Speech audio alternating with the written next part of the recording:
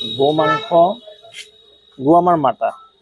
আমি গো মাতা বুলি কওঁ আমি যেনেকৈ আমি দেশখনক মাতৃভূমি বুলি কওঁ নিজৰ মাতৃ আমাৰ তিনিজনী মাতৃ প্ৰথম মাতৃ জন্ম দিয়ে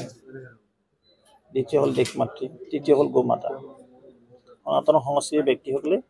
এই তিনিজনী মাতাক সন্মান জনাই আছে শ্ৰদ্ধা জনাই আছে আৰু ঠিক তেনেদৰে ৰকিবুল হুছেইন ডাঙৰীয়াই ক'লে যে বিজেপিয়ে চামগুৰি বিধানসভাৰ উপ নিৰ্বাচনত গো মাংস দি নিৰ্বাচন বৈতৰণি পাৰ হ'লে আৰু ইমিডিয়েট মুখ্যমন্ত্ৰী মহোদয়ে এটা কথা ক'লে যে ঠিকে আছে আমিতো এইবিলাক কাৰোবাৰ জড়িত নহয় যদি তেওঁ এনেকুৱা ভাবে তেওঁ এইটো বিচাৰিছে তেতিয়াহ'লে কেবিনেটে এটা সিদ্ধান্ত ল'লে যে গো হত্যা অসমত বন্ধ হওক সামাজিক কামত বা এনেকৈ উৎসৱ পাৰ্বণত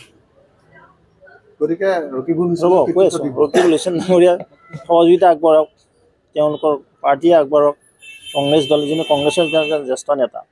এইটো কংগ্ৰেছ দলৰে সিদ্ধান্ত আছিল এইটো সেইকাৰণে তেওঁৰ দ্বাৰা এইটো কোৱাই দিছে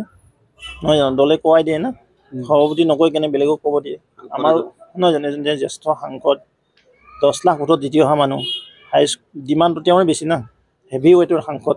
সেইকাৰণে হেভি ৱেইটৰ সাংসদজনৰ দ্বাৰা এই বাৰ্তাটো দিছে আৰু সেইকাৰণে ইমিডিয়েট মুখ্যমন্ত্ৰী মহোদয়ে যে কেবিনেটে সিদ্ধান্ত লৈছে যে তেওঁলোকে স্বাগতম জনাব লাগে credit goes two Rakibul Hussain আপুনি বিচৰা বাতৰি পাব কেৱল নিউজ 18 এপত